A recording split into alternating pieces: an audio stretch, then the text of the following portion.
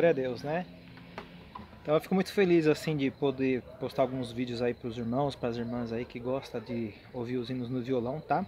Para quem não sabe, esse estilo de violão que eu acabei de tocar, ele chama violão fingerstyle. É um sistema quase parecido com o violão clássico, né? A diferença é que o fingerstyle você usa os acordes juntos com a melodia, né?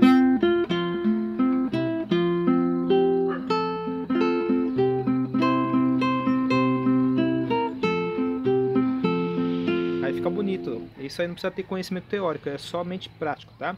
E eu vou deixar aqui meu convite, vou deixar abaixo do vídeo aí um mini curso gratuito para iniciante que não sabe nada de violão, quer aprender a tocar os hinos da Congregação Cristã no Brasil. Vou deixar abaixo do vídeo meu mini curso gratuito, tá?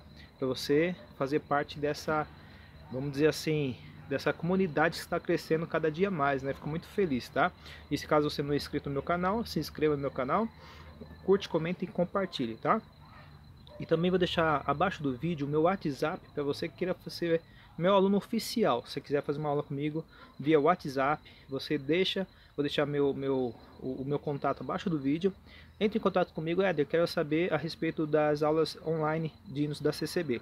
Já vou direto ao ponto, já vou te ensinar a tocar os primeiros hinos, tenho certeza, tá? Fazer igual o nosso aluno aí, o irmãozinho aí, Guilherme, né? Lá de Portugal. Ele tá fazendo aula comigo de violino, tá? Para quem não sabe, eu dou aula de violão, violino, teclado e outros instrumentos musicais. Caso no seu caso não é o violão, você quer outro instrumento, só entra em contato comigo. A gente pode estar conversando e ver o instrumento que você está a fim de aprender, tá ok? Compartilha para os seus amigos, para os familiares, tá?